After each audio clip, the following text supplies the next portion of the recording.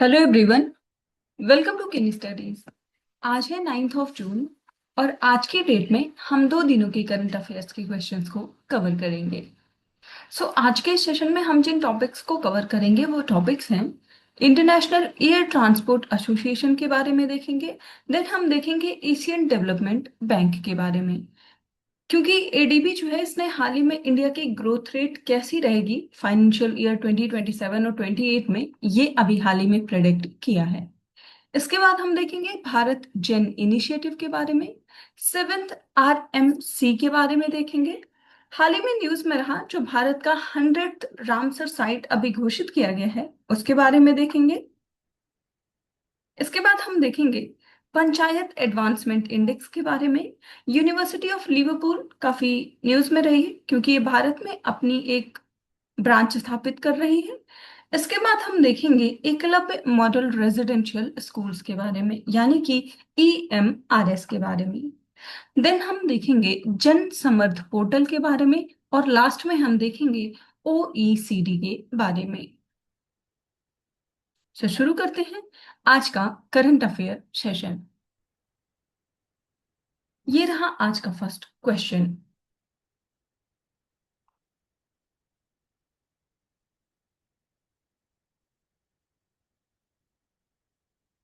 Consider the following statements regarding International Air Transport Association. यहाँ पर अंतरराष्ट्रीय हवाई परिवहन संघ जो है उससे संबंधित कुछ कथन दिए गए हैं जिस पर आपको विचार करना है।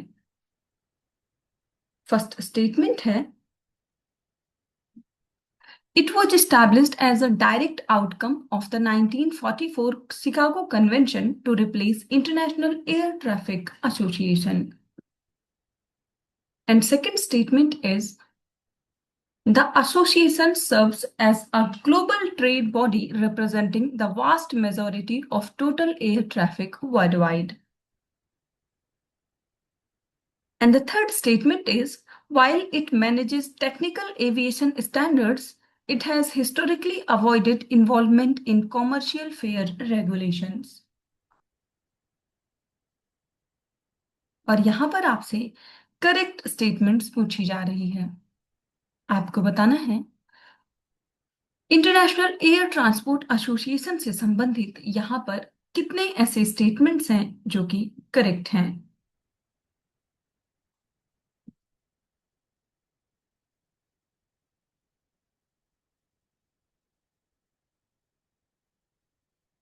इस क्वेश्चन में आपका करेक्ट ऑप्शन हो जाएगा option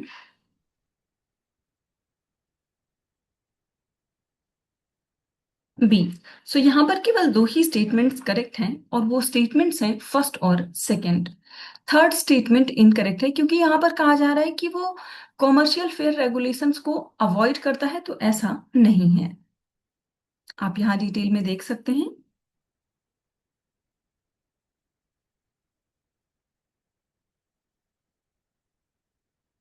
So the International Air Transport Association is a critical global trade association for the airline industry. और इसको फाउंड किया गया था अप्रैल 1945 में in Havana, Cuba, acting as a successor to the 1919 international air traffic association.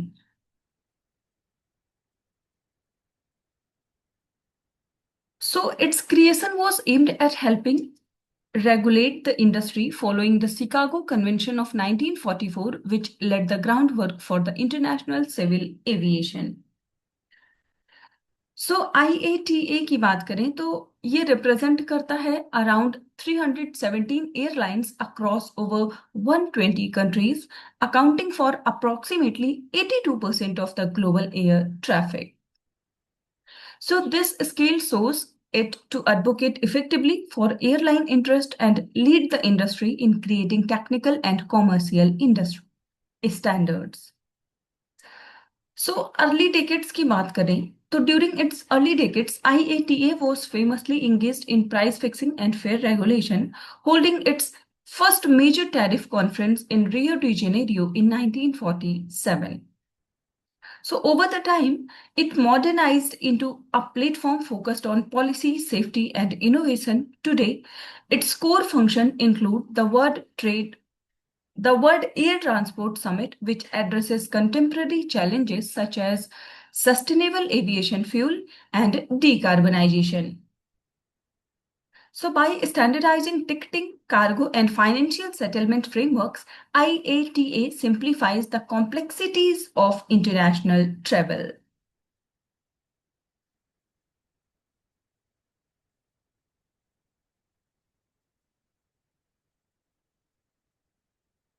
बढ़ते हैं next question की ओर।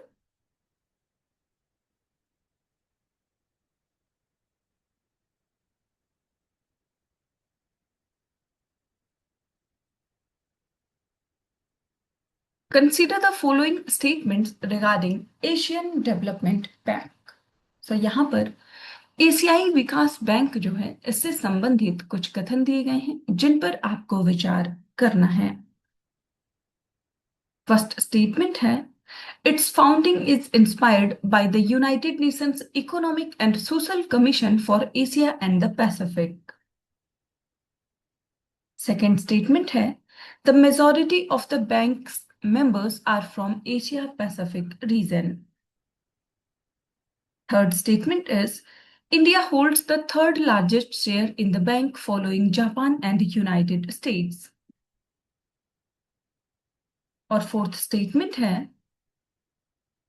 The ADB Japan Scholarship Program is a core function aimed at providing postgraduate education to students from developing member countries. और यहां पर आपसे correct statements पूछी जा रही है। आपको बताना है एडीबी यानी कि एशियन डेवलपमेंट बैंक से संबंधित यहां पर कितने ऐसे स्टेटमेंट्स हैं जो कि करेक्ट हैं।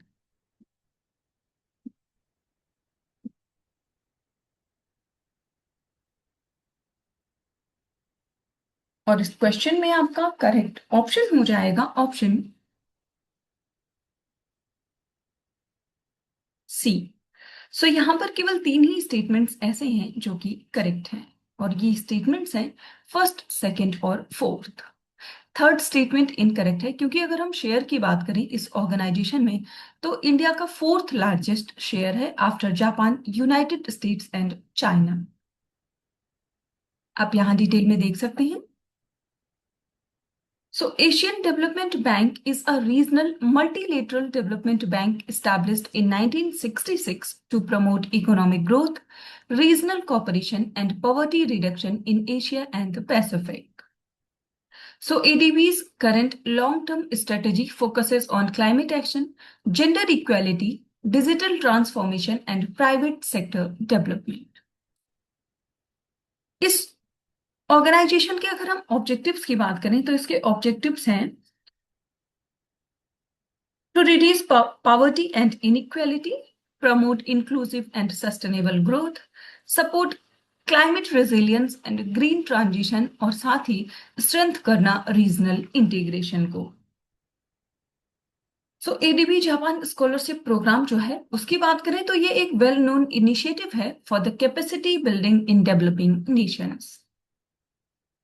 And according to the 2020 data provided, the major shareholders are Japan and the United States. इन दोनों का ही शेयर है 15.571%, followed by China 6.429% and then India 6.317%. सो आप ध्यान रखेंगे एडीबी में जो इंडिया है उसका शेयर की अगर हम बात करें तो फोर्थ लार्जेस्ट शेयर होल्डर है ना कि third. So ADB functions as an observer at the United Nations and focuses on infrastructure, climate resilience, and poverty alleviation.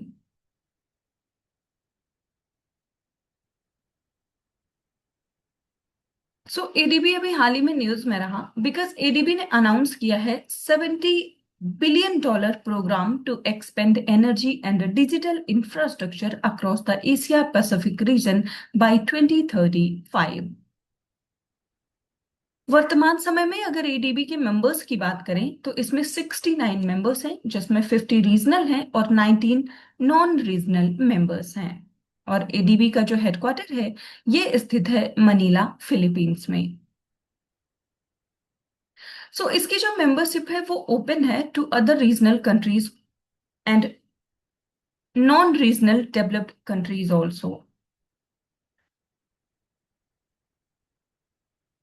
बढ़ते हैं नेक्स्ट क्वेश्चन की ओर।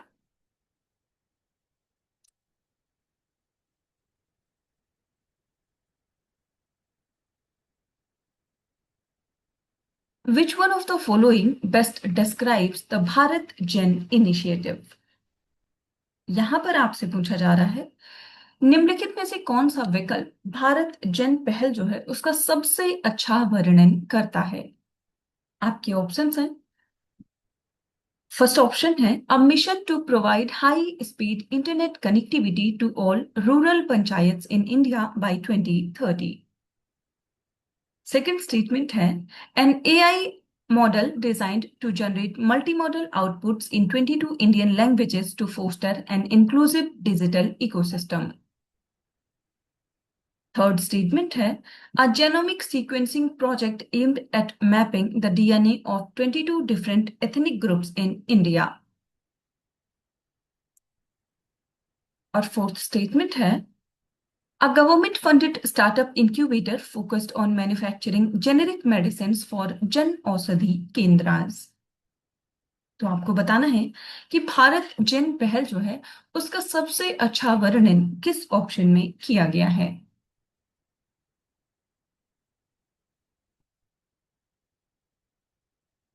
और इस क्वेश्चन में आपका करेक्ट ऑप्शन हो जाएगा ऑप्शन बी। सो ये एक एआई मॉडल है जिसको डिजाइन किया गया है to generate multimodal outputs in 22 Indian languages to foster an inclusive digital ecosystem.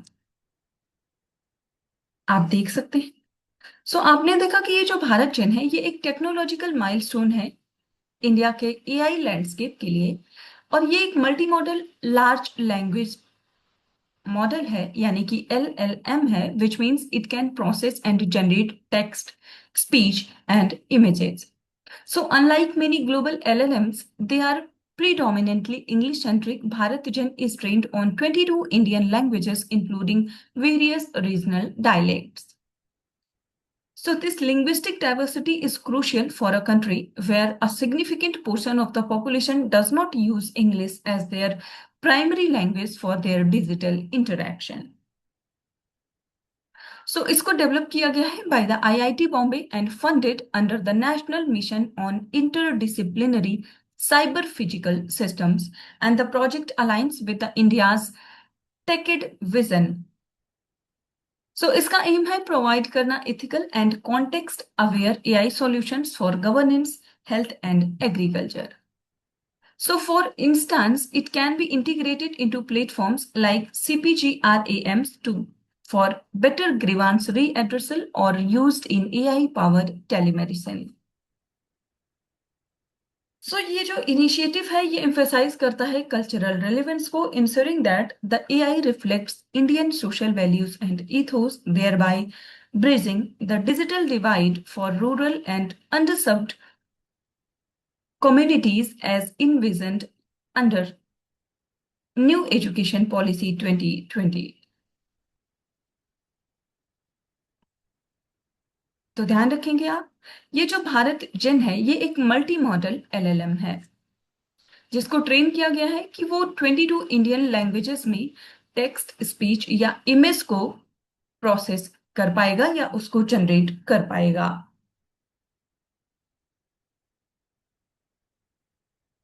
बढ़ते हैं नेक्स्ट क्वेश्चन की ओर।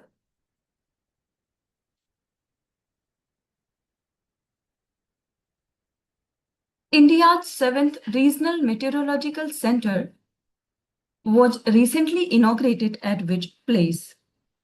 यहां पर आपसे पूछा जा रहा है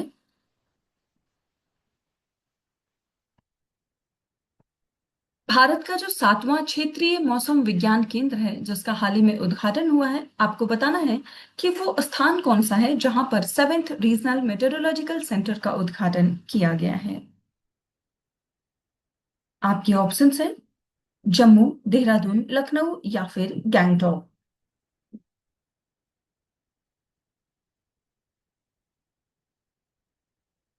और इस क्वेश्चन में आपका करेक्ट ऑप्शन हो जाएगा ऑप्शन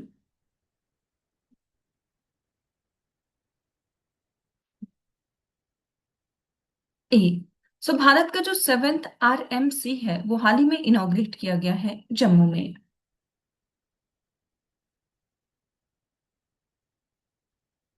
देख सकते हैं। So, Union Minister for Science and Technology and Earth Sciences, Dr. Jitendra Singh, inaugurated the Regional Meteorological Center, Jammu, India का 7th regional meteorological centre. So, the new RMC will serve Jammu and Kashmir, Ladakh, and Himachal Pradesh with specialized weather forecasting and disaster warning services.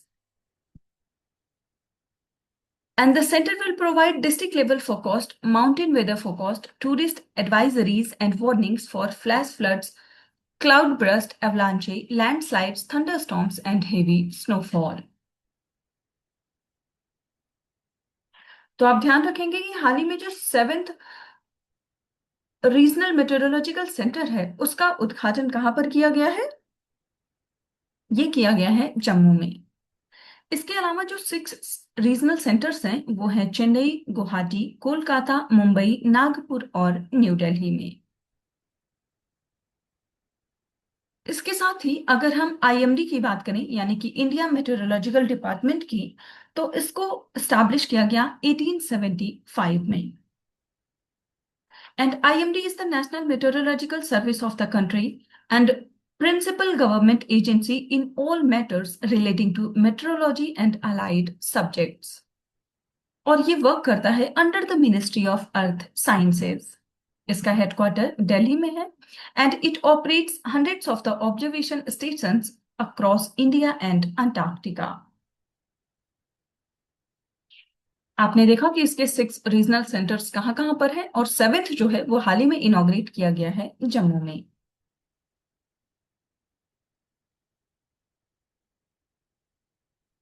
बढ़ते हैं next question की ओर।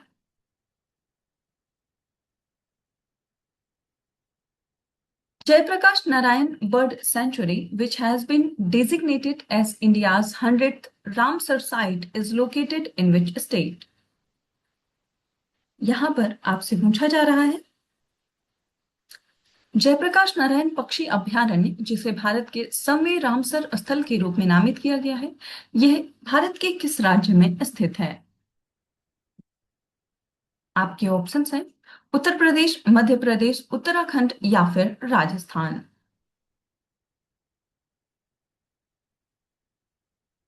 और इस question में आपका correct option हो जाएगा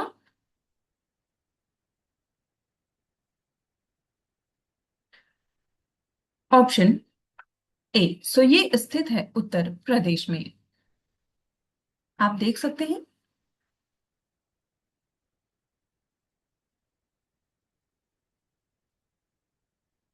सो जयप्रकाश नारायण बर्ड सेंचुरी, जिसे सुरहा ताल के नाम से भी जाना जाता है, in Uttar Pradesh has been designated as India's 100th Ramsar site. और ये उत्तर प्रदेश के बलिया जिले में स्थित है। So the wetland is known for its rich avifaunal biodiversity and attracts both migratory and resident birds. So the designation marks a major milestone in India's wetland conservation efforts, and Ramsar sites are wetlands recognized under the Ramsar Convention for their international importance. So India now has 100 Ramsar sites reflecting its commitment to wetland conservation, biodiversity protection, and climate resilience. अगर global standing की बात करें अब, क्योंकि India में अब 100 Ramsar sites हो गई हैं, तो India now poses the highest number of Ramsar sites in Asia and ranks third globally behind United Kingdom and Mexico. और उत्तर प्रदेश राज्य की बात करें तो ये उत्तर प्रदेश राज्य का 13th वेटलैंड है या रामसर साइट है। इससे पहले जो उत्तर प्रदेश की 12th रामसर साइट घोषित की गई थी वो की गई थी शेखा झील को, जो कि स्थित है अलीगढ़ डिस्ट्रिक्ट में। और उससे भी पहले पटना बर्ड सेंचुरी को रामसर साइट घोषित किया गया था, और वो स्थित है उत्तर प्रदेश के एटा जिले में।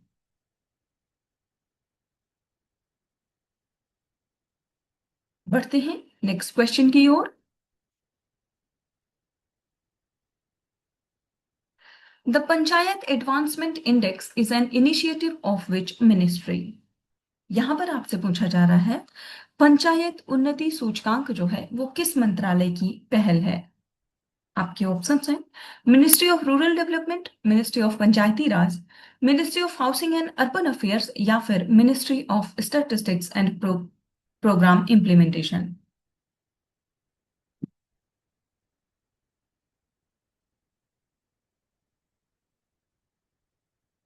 और इस क्वेश्चन में आपका करेक्ट ऑप्शन हो जाएगा ऑप्शन सी।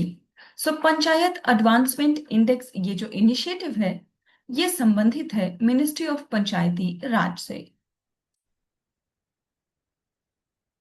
आप देख सकते हैं। So the Panchayat Advancement Index has won the Gold Award at the National Award for E-Governance 2026. And the award was given under Category 7 Digital Transformation through the use of data analytics and digital platforms. So ये जो index है ये एक flagship initiative है ministry of Panchayati राज का।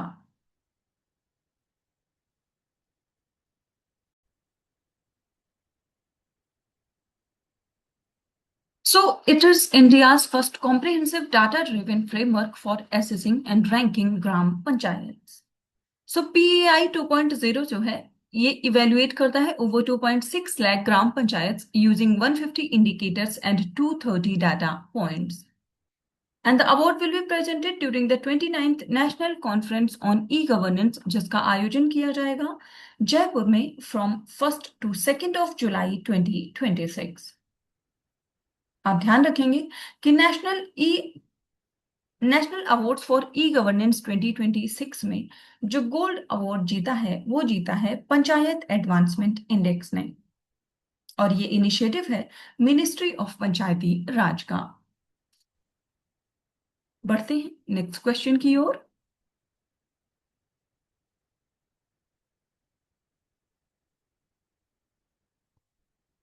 विच city is home to the first Indian branch campus of the University of Liverpool. यहां पर आपसे पूछा जा रहा है लिवरपूल विश्वविद्यालय का जो पहला भारतीय शाखा परिसर है वो भारत के किस शहर में स्थापित किया जाएगा। आपके ऑप्शंस हैं मुंबई, बेंगलुरु, हैदराबाद, या फिर चेन्नई। और इस क्वेश्चन में आपका करेक्ट ऑप्शन हो जाएगा ऑप्शन बी। सो ये स्थापित किया जाएगा बेंगलुरु सिटी में। आप देख सकते हैं the ministry of education has approved the establishment of the first Indian branch campus of the University of Liverpool in Bengaluru. So it is being established under the internationalization provisions of the National Education Policy 2020, and the initiative aims to provide Indian students access to internationally recognized degrees and research opportunities within India. So it strengthens India-UK cooperation, build in higher education, research, innovation, and skill development. So Bengaluru was chosen due to its strong ecosystem in technology, startups, innovation and research. तो आप ध्यान रखेंगे university of Liverpool का जो पहला branch campus है India में वो स्थापित किया जाएगा बेंगलुरु में।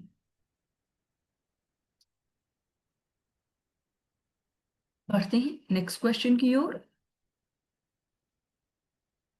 With reference to Eklavya Model Residential Schools, consider the following statements. So यहाँ पर आपसे पूछा जा रहा है एकलव्य मॉडल आवासीय विद्यालय जो हैं इनसे संबंधित कुछ कथन दिए गए हैं जिन पर आपको विचार करना है। फर्स्ट स्टेटमेंट है, it aims to provide quality residential education to scheduled tribe students from class 6 to class 12th in remote areas. And the second statement is, it is it is be set up in every block with more than 50% ST population and at least 20,000 tribal persons. और third statement है, it is a flagship intervention of the ministry of education.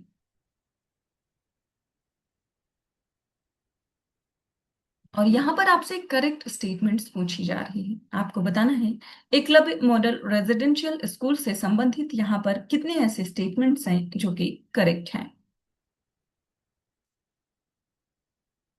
और इस question में आपका correct option हो जाएगा option B. सो यहाँ पर केवल दो ही स्टेटमेंट्स करेक्ट हैं और वो स्टेटमेंट्स हैं फर्स्ट और सेकंड।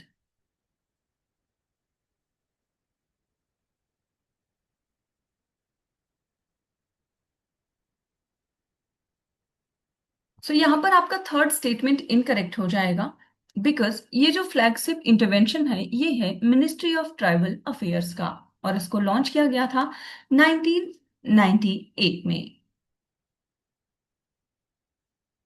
आप देख सकते हैं, so recently the national education society for tribal students has signed a memorandum of understanding with Learning Links Foundation to implement the Amazon Future Engineer program across Eklavya model residential schools in the country. So ये जो EMRS है ये एक flagship intervention है ministry of tribal affairs का, जिसको launch किया गया था 1998 में। So it aims to provide quality residential education to scheduled tribe students from class 6th to 12th in the remote areas to enable them to access the best opportunities in education and to bring them at par with the general population.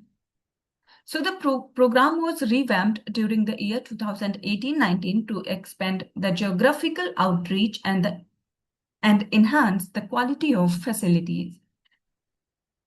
So ये जो EMRS schools हैं, it is to be set up in the every block with more than 50% ST population and at least 20,000 tribal persons.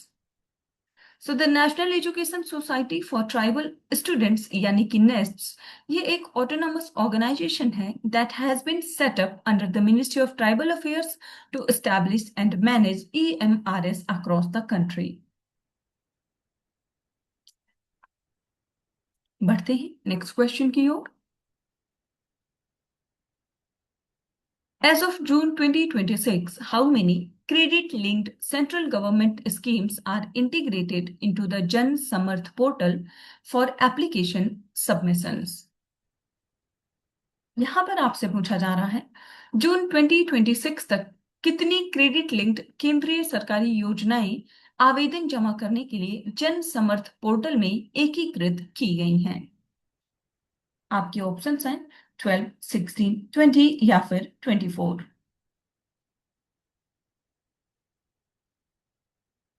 इस question में आपका correct option हो जाएगा option B. सो इसमें जो स्कीम्स इंटीग्रेट की गई हैं उनकी संख्या है 16। आप देख सकते हैं, द जन समर्थ portal marked 4 year of its journey on 6th of June 2022, facilitating digital financial inclusion and seamless credit delivery across India. So it serves as a unified digital gateway that streamlines the credit application process for 16 credit-linked central government schemes. And these 16 schemes cover various categories including agriculture, livelihood, education, housing, and business activity.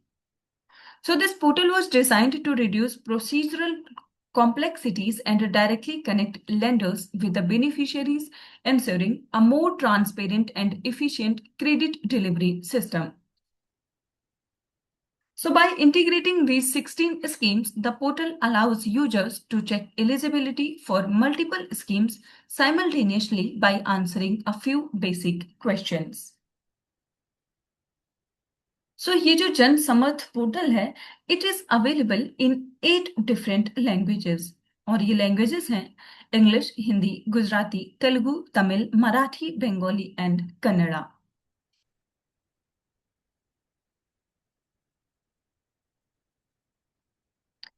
साथ ही ये जो portal है ये provide करता है end to end digital lending process, offering in principle sanctions and real time updates to beneficiaries.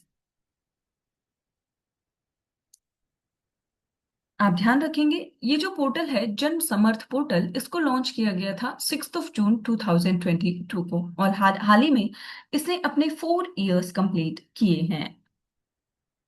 बढ़ते हैं next question की ओर। According to the latest Economic Outlook report by the Organization for Economic Cooperation and Development, what is the revised GDP growth projection for the India for financial year 2026 and 27?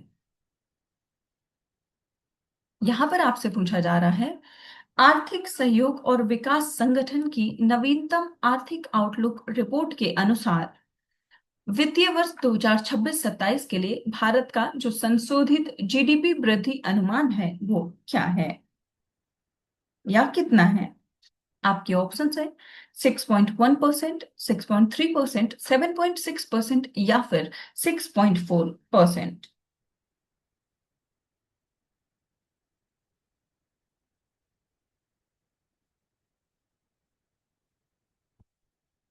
और इस question में आपका correct option हो जाएगा option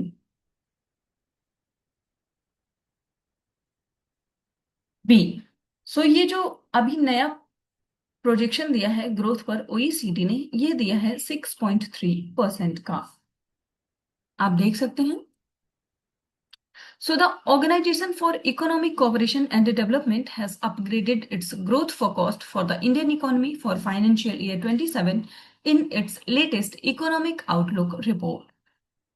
So, the Paris-based OECD has revised India's growth projection for financial year 27 to 6.3%, which is 20 basic points higher than its earlier March estimate of 6.1%. So, despite the upward revision, the projected 6.3% represents a sharp decline from the 7.6% growth recorded in the financial year 26, attributed to factors like high energy cost and weaker global demand. So, even with the moderated growth, India is expected to remain among the fastest growing major economies in the world. साथ ही OECD की बात करें तो इसको establish किया गया था 14 दिसंबर 1960 को by 18 European nations plus United States and Canada. So ये एक इंटरनेशनल ऑर्गेनाइजेशन है of 38 countries committed to democracy and the market economy.